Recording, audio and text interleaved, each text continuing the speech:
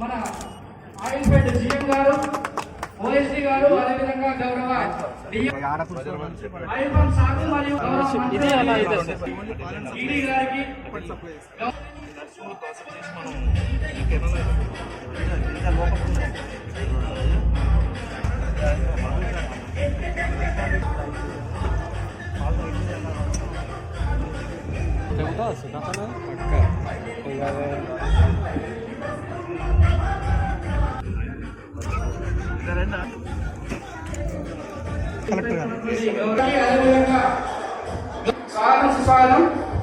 గౌరవ మంత్రివర్యులు transport and DC Telangana government సిద్దిపేటకి మనము oil pump cultivation already oil pump విస్తరణ చేయడానికి కోసము మనము ఫస్ట్ ఇయర్ లోనే రైతులకి జమ చేయడం జరుగుతుంది సార్. మన దగ్గర ఆల్రెడీ మనకు ఫార్మర్స్ కొంచెం కాన్ఫిడెన్స్ పెరగడానికి మన దగ్గర ఆల్రెడీ హార్వెస్టింగ్ అనేది స్టార్ట్ అయిపోయింది సార్. మన దగ్గర 900 టన్నుల వరకు హార్వెస్ట్ అయిపోయింది. కోసం మనము స్టార్ట్ చేయడం జరిగింది సార్. పూర్తయింది సార్. మనము జూలై కూడా చేసుకుంటున్నాం కాబట్టి రైతు సోదరులందరికీ ఎలాంటి ప్రాబ్లం లేతాయో మన దగ్గరే మన ఫ్యాక్టరీలోనే మనం ఇక్కడే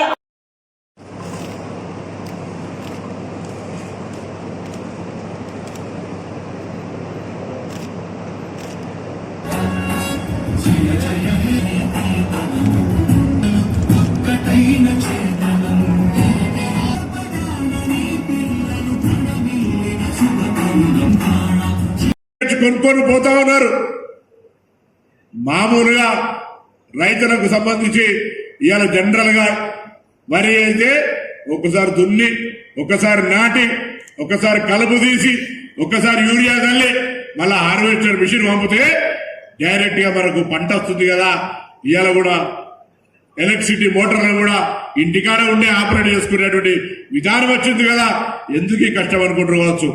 వరి పంట కంటే, మామిడి పంట కంటే, ఇతర పంటల కంటే, పత్తి కంటే ఎక్కువ కూడా ఇలా ఎటువంటి లేబర్ ఛార్జీలు లేకుండా వీలైనంత తక్కువ స్పెండింగ్ తోటి ఆదాయం ఎక్కువ వచ్చేటువంటి ఆయిల్ ఫామ్ ను వేసుకోమని అవగాహన సదస్సులో మీ అందరూ కూడా తప్పకుండా ఈ ప్రాంతంలో మన ఫ్యాక్టరీకి అనుగుణంగా అవసరమైనంత, అవసరానికి ఎక్కువైతే ఫ్యాక్టరీ కెపాసిటీ పెంచుతాం తప్ప రైతులకు ఇబ్బంది జరగనీయమనే మాట కూడా ఈ సందర్భంగా మనం చేస్తా ఉన్నా. ఈ రోజు ఫ్యాక్టరీకి సంబంధించినటువంటి వాళ్ళంతా కూడా ఆలోచన చేయండి.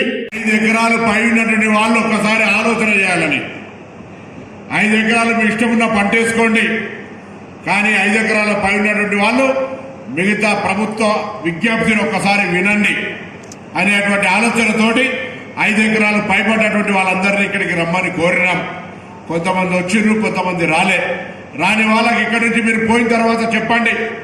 ఆయిల్ ఫామ్కు సంబంధించి వేయడం వల్ల జరిగేటువంటి లాభం ఏముందో ఒక్కసారి మీరు ముందుగా అర్థం చేసుకునే ప్రయత్నం చేయండి. అలా మనం వరేసుకున్నా, పత్తి వేసుకున్నా, లేదా మామిడి తోటలు వేసుకున్నా, మిరపకాయ తోటలు వేసుకున్నా, ఇతరత్ర ఏ వేసినా మొన్న చూస్తూ ఉన్నాం.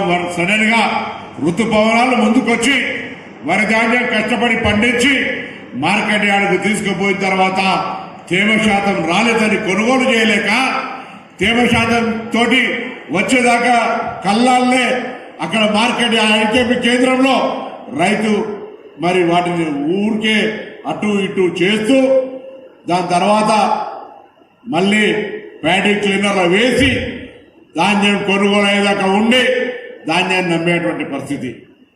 నేను వరి రైతులను కించపరచలే. వరి వండకపోతే వరే తినలేం.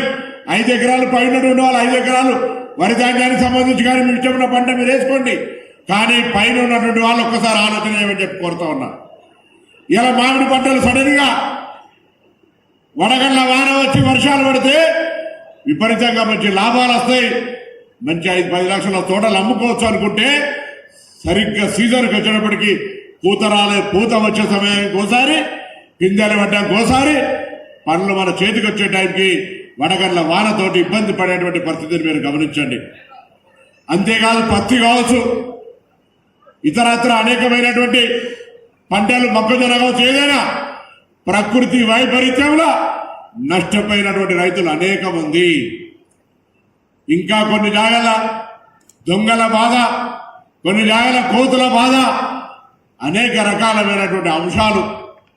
పల్లికాయ వేస్తే రోడెంబడి ఉందనుకో కారాపి పీక్కొని పోతూ ఉంటారు, మక్కంగులు కోసుకపోతుంటారు.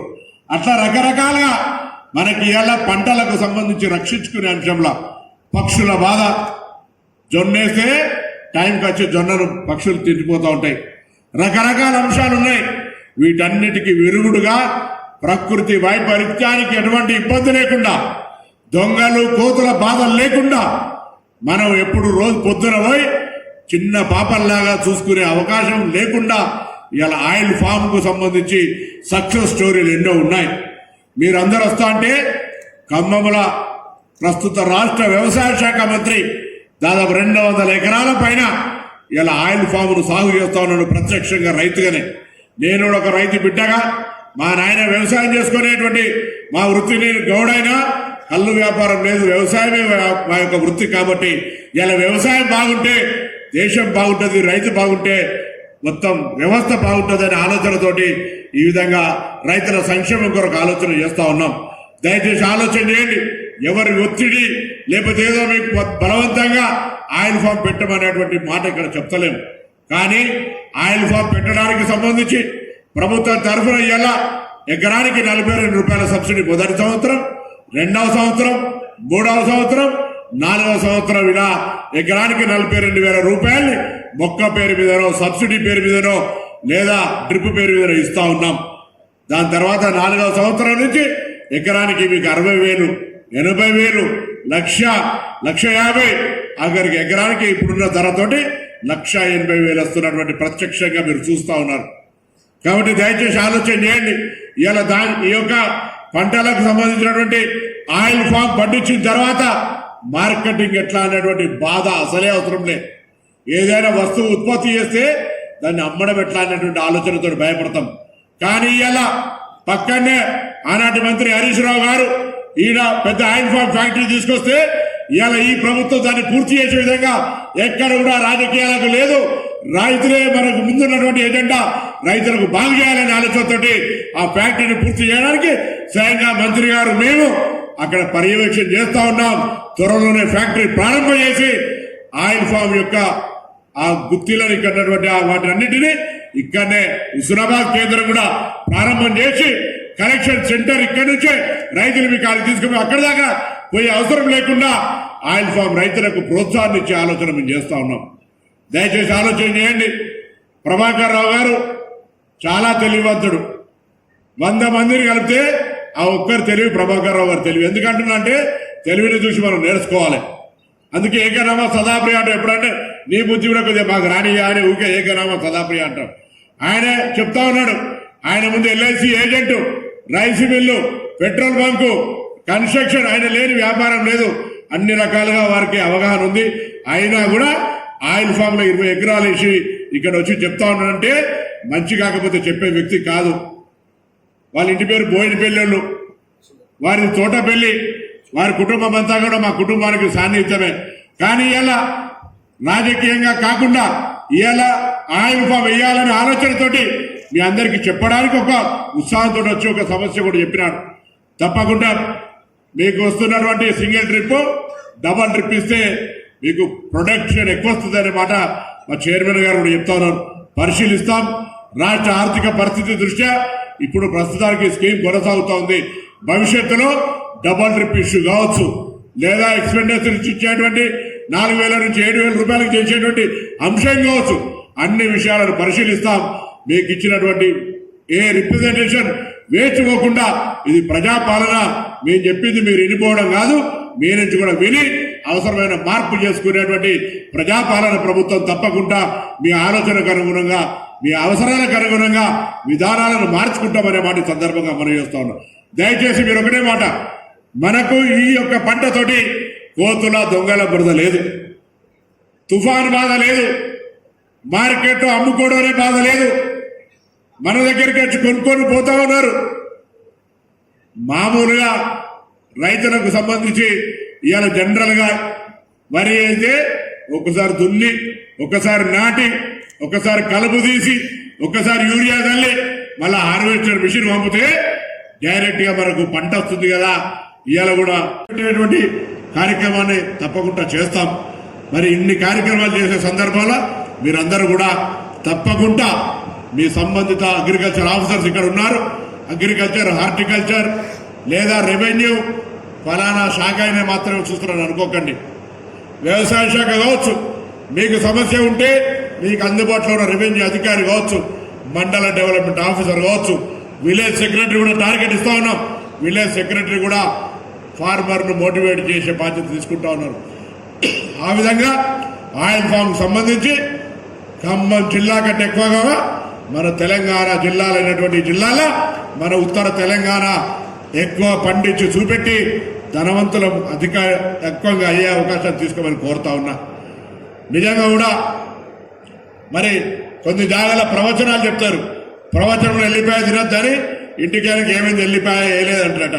నేను మీకు ఆయిల్ ఫామ్ వేయమని మరి నువ్వేం చేస్తున్నావు అంటే ప్రభాకర్ రావు సాబ్ రాజ్యంలో ఎవరన్నా 5-10 ఎకరాలు జాగా ఇప్పిస్తే నేను కూడా మీకు ఆదర్శంగా ఆయిల్ ఫామ్ వేసి చూపెడతా అని మాట మనం చెప్తాను. నాకు కూడా జాగాలు ఉన్నాయి కానీ కరీంనగర్లో ఆయిల్ ఫామ్ వేసేది కాదు, బాగా కాస్ట్లీ జాగాలు అవి, వాటిని అక్కడ వేయలేము. కానీ ఇక్కడెక్కడైనా వ్యవసాయ యోగ్యమైనటువంటి ఉంటే తప్పకుండా నేను ఇప్పుడే లింగమూర్తి చెప్తాను. ఆయన అంటే ఈ జంగా రామారెడ్డి గారు 300-400 ఎకరాలు అనుకుంటాను, నన్ను 100 ఎకరాలు వేయమంటాను. నేను ఏడాయాలే 3 ఎలక్షన్లు కొట్లాడితే అని చెప్పిన. కాబట్టి దయచేసి నేను మిమ్మల్ని అందరూ ఒకటే కోరుతా ఉన్నాయి. ఆయిల్ ఫామ్ దిక్కు రండి. ఆయిల్ ఫామ్ ఫ్యాక్టరీ ఇక్కడనే ఉంది. మీ ఉత్పత్తిని హుస్నాబాద్ కేంద్రంలో ఉంటాం. ఎవరితోటి బాధ లేనటువంటి మంచి ఆయిల్ ఫామ్ వేసుకొని 4వ సంవత్సరం నుంచి 30 ఏళ్ల దాకా కూర్చొని ఆదాయాన్ని పొందే విధంగా ఉండేటువంటి ఈ పంటలు వేసుకోండి. రాఘవరెడ్డి గారు ఒక మాట చెప్పినారు, మేము ఇంటలేమనుకున్నాడు ఆయన. ఆయిల్ ఫామ్ ఇంత వండుది ఎట్లా రేపు పొద్దున బాగా నూనె అయిపోయాక వాడు కొనకపోతే ఎట్లా అని భయపడుతున్నామనుకుంటున్నారు. ప్రపంచంలో భారతదేశం బయట నుంచి ఉత్పత్తి చేసుకునేది చాలా ఎక్కువ, దిగుమతి చేసుకునేది. మన ఉత్పత్తి స్టేజ్కి ఎదిగే వరకు అంటే నేను మనవాడు వస్తాడు, మన మనవాళ్ళు వస్తాడు. అంత కష్టపడితే తప్ప కాదు. కాబట్టి దయచేసి ఈ తరానికి నీ నెక్స్ట్ తరానికి ధనికంగా ఆర్థికంగా వచ్చేటువంటి ఈ ఆయిల్ ఫామ్ను ప్రోత్సహిస్తారనేటువంటి విశ్వాసాన్ని సందర్భంగా వ్యక్తం చేస్తాను. అదేవిధంగా తుమ్మల నాగేశ్వరరావు గారు వ్యవసాయ శాఖ మంత్రి నన్ను ఒక సోదరుడిలాగా తమ్ముళ్లాగా చూసుకుంటాడు.